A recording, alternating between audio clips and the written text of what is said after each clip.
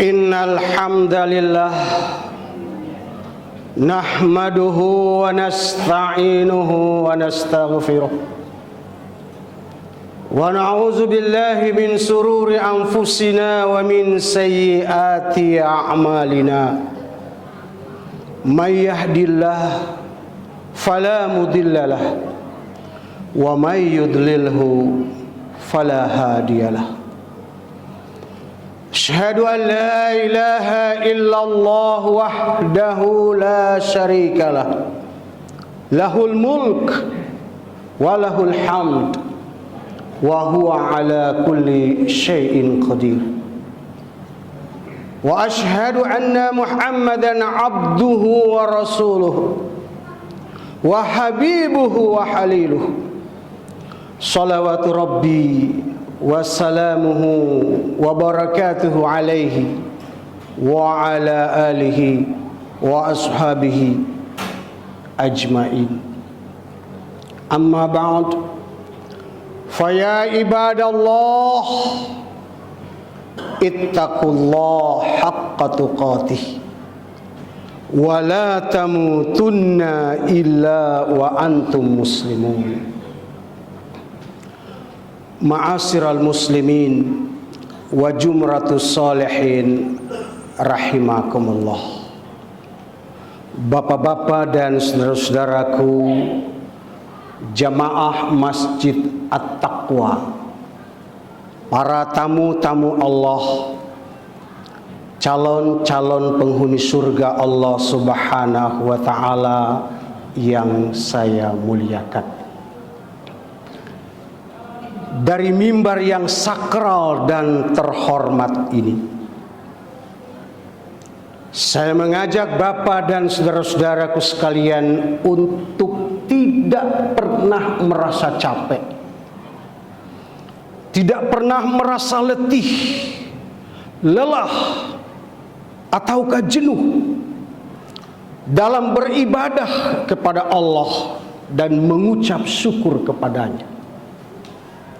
Karena Allah yang saya, Bapak dan saudara ibadahi adalah Allah yang tidak pernah merasa capek, yang pagi, sore, siang dan malam mengurusi makhluknya, yang bukan hanya manusia tetapi seluruh makhluk ciptaannya. Allah tak pernah berhenti mencurahkan anugerahnya, melimpahkan karunia-Nya, memberikan nikmatnya, rahmatnya, taufiknya, serta hidayahnya kepada saya, Bapak dan saudara-saudara sekalian. Hanya dengan anugerah Allah itulah sampai detik ini kita masih bisa bernafas dan beraktivitas. Hanya karena rahmat Allah itulah yang mengantarkan saya, Bapak dan saudara, datang berzikir, bersimpuh, bersujud, dan menadahkan tangan kepada Allah untuk memohon ampunan serta rahmat Allah. Mudah-mudahan ibadah Jumat yang kita laksanakan pada hari ini diterima di sisi Allah Subhanahu wa ta'ala. Amin ya rabbal alamin. Salawat teriring salam untuk Rasulullah junjungan kita Nabi Muhammad sallallahu alaihi wasallam bersama segenap keluarganya, para sahabat-sahabatnya, serta seluruh pengikut-pengikut beliau, termasuk saya, Bapak dan saudara-saudara sekalian. Mudah-mudahan di hari kiamat nanti kita semua akan mendapatkan syafaatul uzmahnya. Dan kalau hari ini Allah pertemukan kita di masjid ini, semoga kelak nanti Allah pertemukan kita di dalam surganya Allah Subhanahu wa ta'ala. Amin ya rabbal alamin. Ma'asyiral muslimin wa jumratus sholihin rahimakumullah.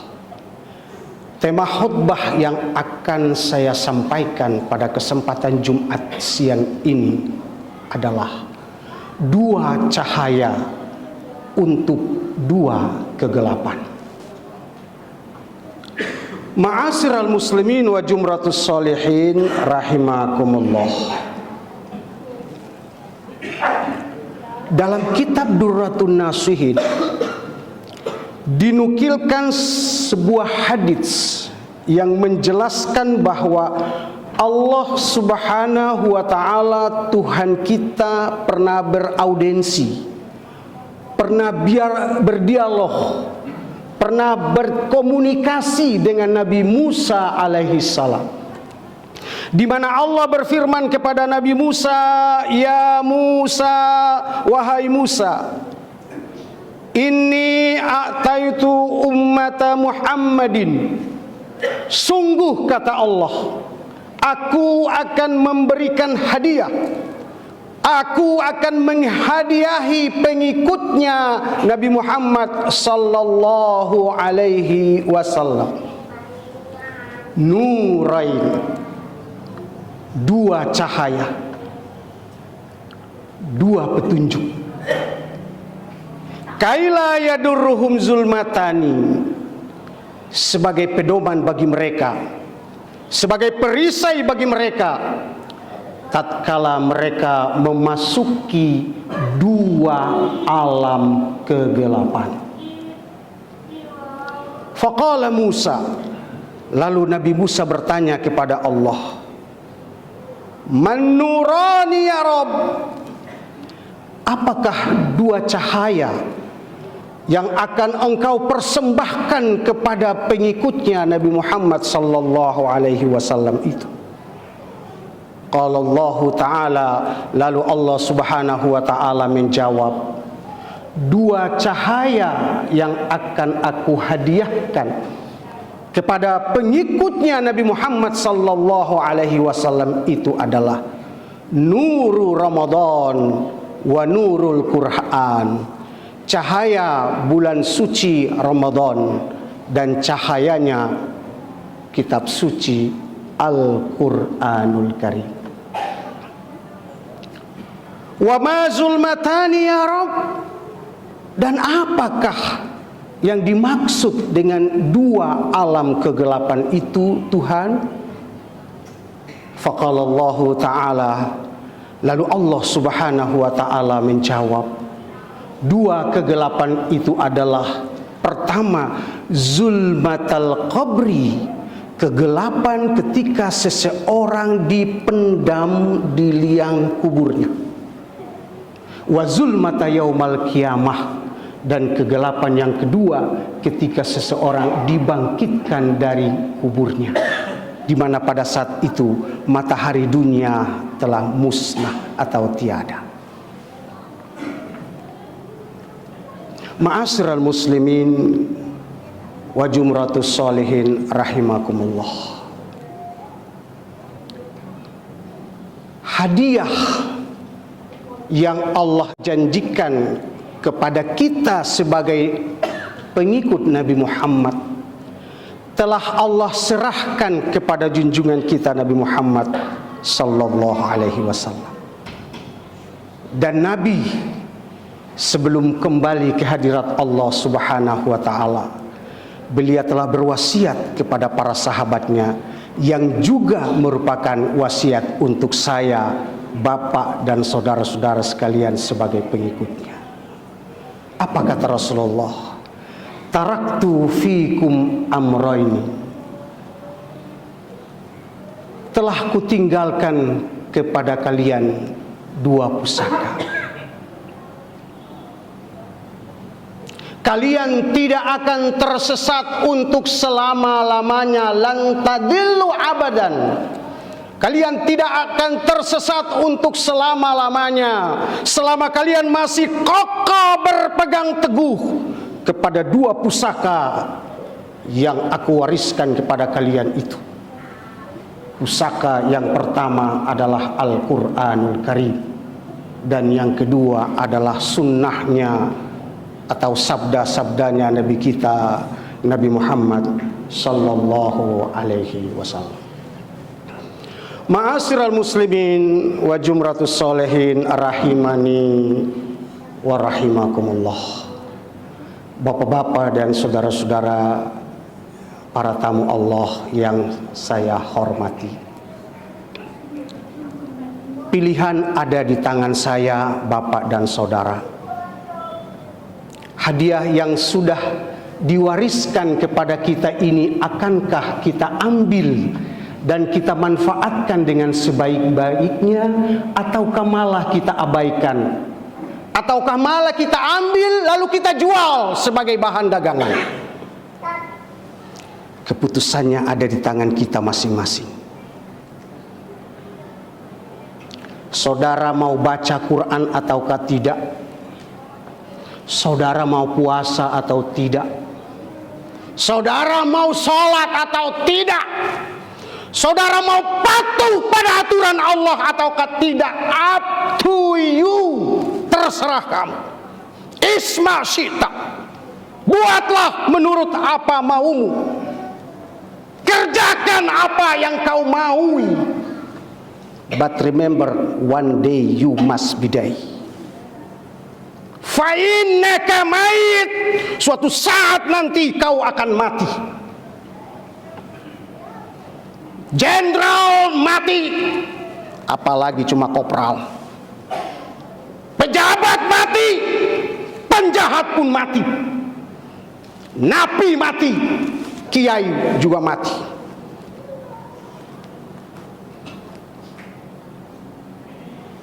Siapapun pasti akan mati.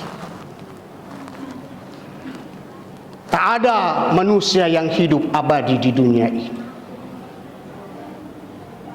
Jadi yang jelas, mau sholat juga pasti mati dan pasti dibuang ke kuburan. Karena kullu nafsin zaikatul maut, setiap yang bernyawa pasti akan mati. Quran surat Al-Imran ayat 185. And the Lord our God will never betray his promises. Allah Tuhan yang kita sembah tak akan pernah ingkar dengan janji-janjinya. Buktinya siapa yang gak mati? Al-mautu babun wa kullu nasun dakhilu. Mati adalah sebuah pintu. Mati adalah sebuah gapura. Mati adalah sebuah lorong. Dan siapapun dia pasti akan memasuki yang namanya lorong kematian. Hanya persoalan waktu saja yang membedakan. Ada yang mati duluan dan ada yang nyusulnya belakangan. Mau duluan atau belakangan, bagi malaikat tidak ada persoalan. Karena penentuan mati duluan dan belakangan adalah hak prerogatif dari Allah Subhanahu wa ta'ala. Yang menjadi renungan bagi saya dan saudara, have you prepared yourself? Sudahkah Anda mempersiapkan diri to face, untuk menghadapi hari kematianmu yang pasti akan datang? Kita pasti mati, saudara. Buktinya Fir'aun yang dulu ngaku sebagai Tuhan mati. Namrud yang berkuasa dan membakar Nabi Ibrahim alaihissalam mati. Jenderal Napoleon Bonaparte, penguasa daratan Eropa, mati. Hitler mati. Mustafa Kemal Atatürk, penghancur syariat, mati. Soekarno mati. Jenderal Soeharto 32 tahun berkuasa, akhirnya juga mati. Dan semua mereka sedang berada di dalam kuburannya masing-masing. Kita bersyukur kepada Allah Subhanahu wa ta'ala Kita bersyukur kepada junjungan kita Nabi Muhammad sallallahu alaihi wasallam.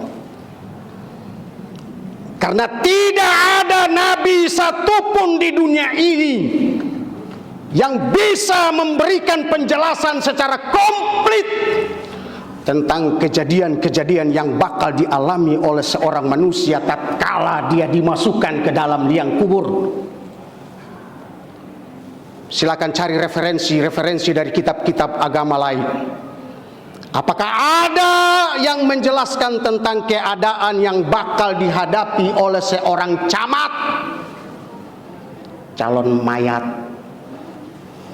ketika nanti dia masuk ke dalam liang kubur? Tidak ada. Kecuali kita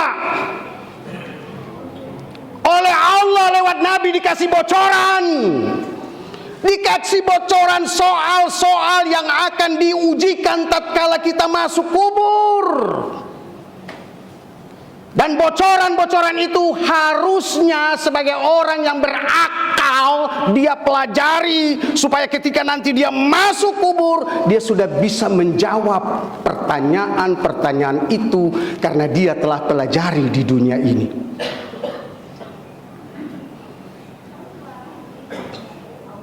Bukankah Nabi kita telah menjelaskan, Ista'izu billah, mohon perlindungan kalian kepada Allah. Setiap Nabi mengantarkan jenazah ke kuburan, Nabi selalu mengatakan, mohonlah kepada Allah agar kalian dijauhkan, dihindarkan dari siksaan kubur. Agama mana yang menjelaskan siksaan kubur? Agak ada, cuma Islam. Belajarlah kalian dengan ajaran agama yang telah aku ajarkan kepada kalian, karena setiap kalian ketika masuk ke dalam kubur akan diverifikasi oleh Allah Subhanahu wa taala tentang imannya.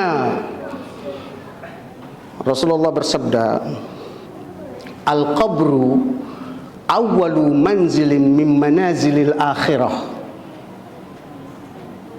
Kuburan itu adalah pos pertama di mana manusia akan diverifikasi, akan dimintakan pertanggungan jawab oleh Allah.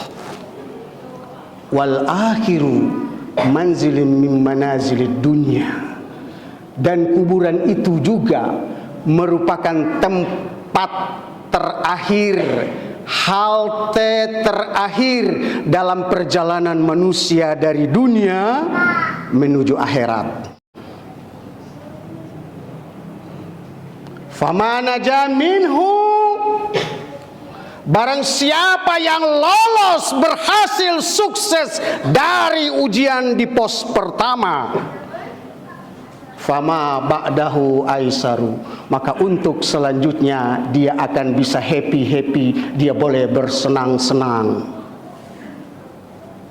Fa in lam yanju, tetapi kalau siapa yang tidak lolos pada pos pertama, maka untuk selanjutnya asyaddu minhu, akan lebih berat lagi, akan lebih susah lagi.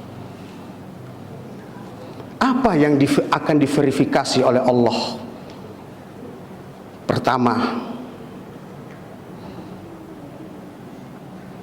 yang akan Allah tanyakan,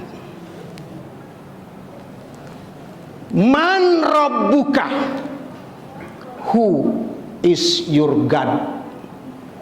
Siapa Tuhan? Siapa Tuhanmu? Bukan cuma itu, apa yang telah kau lakukan untuk menaati Tuhanmu? Termasuk mereka yang melecehkan Allah, pasti akan berat pertanggungjawabannya ketika masuk kubur. Yang memuji-muji Allah juga masih berat, apalagi yang menghinakan Allah. Persoalan pertama, siapa Tuhan? Yang kedua adalah madinuka, What is your religion? Apa agamamu? Kalau Nasara pasti jawab Nasara, Yahudi pasti jawab Yahudi. Apakah jawaban mereka benar atau tidak? Sebagai seorang muslim, berdasarkan Ali Imran ayat 85. Wa may yabtaghi ghairal islam madina fala yuqbala min. Siapa cari agama selain Islam, begitu masuk kubur ditanya apa agamamu, dijawab selain Islam, coret. Nabi sudah kasih bocoran, Allah sudah kasih bocoran. Kalau ada yang bantah silahkan bantah. Ya dia mau mati, kita juga mati kok, ngapain kita pusing? Biarkan dengan keyakinannya. Kita hanya bisa mengingatkan saja. Yang ketiga akan ditanya, siapa nabimu? Bagi kita orang beriman, muslim, jawab jelas Nabi Muhammad sallallahu alaihi wasallam. Yang lain silakan jawab menurut keyakinan. Itu bocoran. Banyak saudara hal-hal yang akan dipersoalkan di dalam kubur. Salah satu di antaranya adalah ketika saudara dan saya itu masukin mayat ke kuburan, itu teriak di kuburan, ya abna Adam ana baituz zulumat. Hei anak-anak Adam, ingat aku ini adalah rumah kegelapan. Fanawwiruni biqiraatil Quran. Terangilah aku dengan rajin-rajin kau membaca Al-Qur'anul Karim. Barakallahu li wa lakum fil Qur'anil azim. Wa nafa'ni wa iyyakum bima fihi minal ayati waz zikril hakim. Wa taqabbala minni wa minkum tilawatahu innahu huwal ghafurur rahim.